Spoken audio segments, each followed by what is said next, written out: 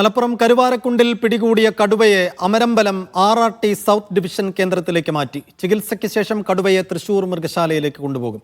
നാട്ടുകാരുടെ പ്രതിഷേധത്തെ തുടർന്നാണ് നടപടി.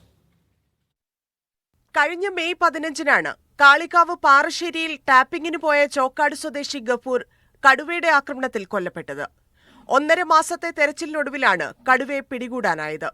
പാന്ത്ര മേഖലയിലെ സുൽത്താന എസ്റ്റേറ്റിൽ വനംവകുപ്പ് സ്ഥാപിച്ച കൂട്ടിലാണ് കടുവ കുടുങ്ങിയത്.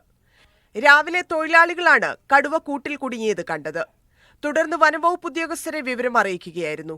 ഉദ്യോഗസ്ഥരെത്തി കടുവയെ താൽക്കാലിക കേന്ദ്രത്തിലേക്ക് മാറ്റാൻ ശ്രമം നടത്തിയെങ്കിലും നാട്ടുകാർ ലോറി തടഞ്ഞു.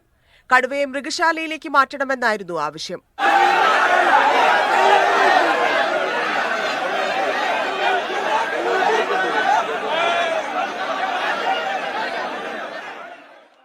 ഇതിനു പിന്നാലെ കടുവയെ അമരമ്പലം RRT സൗത്ത് ഡിവിഷൻ കേന്ദ്രത്തിലേക്ക് കൊണ്ടുപോയി.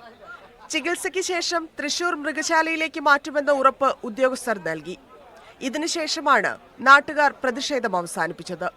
കടുവ കൂട്ടിലായത് ആശ്വാസകരമാണെന്നും കടുവയെ കാട്ടിലേക്ക് തുറന്നുവിടുന്നത് പരിശോധിക്കുമെന്നും വനമന്ത്രി AK ശശീന്ദ്രൻ പ്രതികരിച്ചു.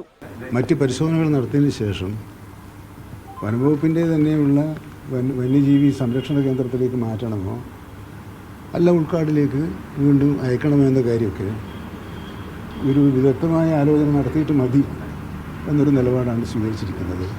മലപ്പുറം മണ്ണാർമലയിൽ വീണ്ടും പുലിയെ കണ്ടു. നാട്ടുകാർ സ്ഥാപിച്ച ക്യാമറയിലാണ് പുലിയുടെ ദൃശ്യങ്ങൾ പതിഞ്ഞത്.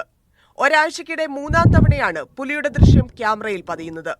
നിരവധി തവണ വനംവകുപ്പിൽ പരാതി നൽകിയിട്ടും യാതൊരു നടപടിയും സ്വീകരിക്കുന്നില്ലെന്ന് നാട്ടുകാർ ആരോപിച്ചു. മീഡിയ 1 മലപ്പുറം.